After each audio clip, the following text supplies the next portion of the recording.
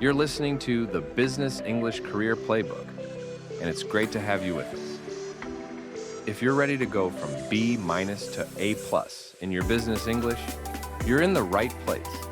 We'll be unpacking some critical business concepts in a way that's easy to follow and helps you practice.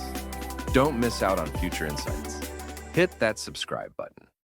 Hey, what if I told you that diverse teams actually outperform their competitors by a whopping 35%? But here's the catch. 75% of those very same teams struggle to truly collaborate. It's like you've got the entire orchestra, but everyone's playing a different song. That's such an interesting paradox. I've been looking at research showing how cultural diversity can either make or break team performance. You know what fascinates me most about this? It's not just about having different perspectives. It's about creating what I call cognitive harmony. I worked with this team spread across Japan, Brazil, and Sweden, and initially it was like everyone was playing in different keys. Hmm. Tell me more about how those cultural dynamics played out in real time. Well, here's what was really interesting. Our Japanese team members would often maintain thoughtful silence during discussions, while our Brazilian colleagues were much more expressive.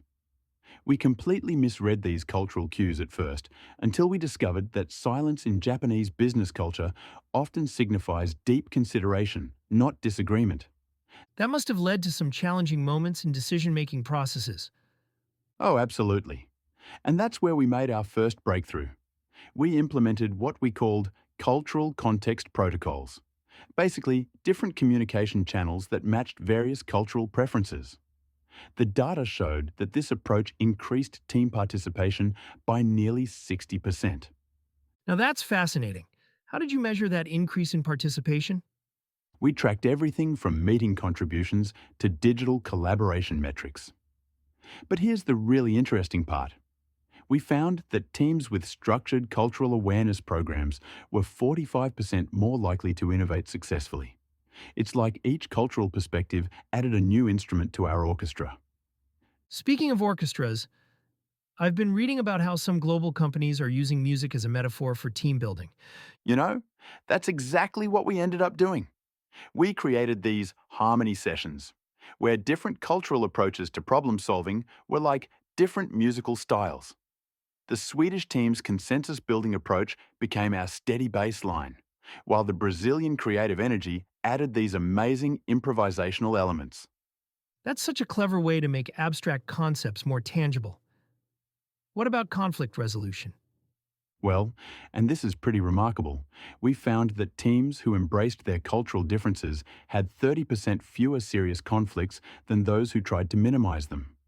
We developed this thing called the translation triangle, addressing whether an issue was communication-based, cultural, or truly about the work itself.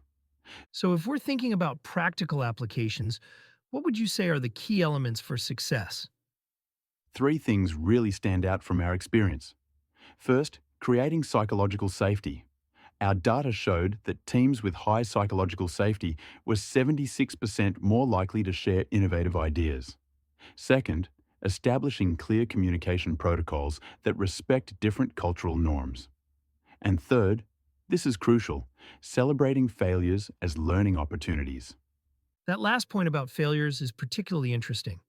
Did you find any unexpected benefits from that approach? Um, Actually, yes. Teams that openly discussed their cultural misunderstandings saw a 40% improvement in project completion rates. It's like, you know how jazz musicians learn from their mistakes during improvisation? Same principle. That's quite a significant improvement in performance metrics. And here's what's even more compelling. These diverse teams were 70% more likely to capture new markets. It's not just about internal harmony. It's about understanding and connecting with a global marketplace. Well, that certainly puts a different spin on the ROI of cultural integration efforts. Exactly right. And looking toward the future, companies that master this cultural orchestra are projected to have a 45% advantage in talent retention. It's not just about making beautiful music together, it's about creating sustainable success. That's such a powerful way to frame it. Any final thoughts on where this is all heading? You know, I think we're just beginning to understand the true potential of diverse teams. The research suggests that by 2025, companies with highly effective multicultural teams could see up to a 50% increase in innovation output. It's not about minimizing our differences, it's about amplifying them in harmony. Well, that's all the time we have for today on the Business English Career Playbook. It's been a pleasure exploring this topic with you. Remember, consistency is key. So make sure you subscribe to get our new episodes delivered straight to you. Thanks for tuning in, and I'll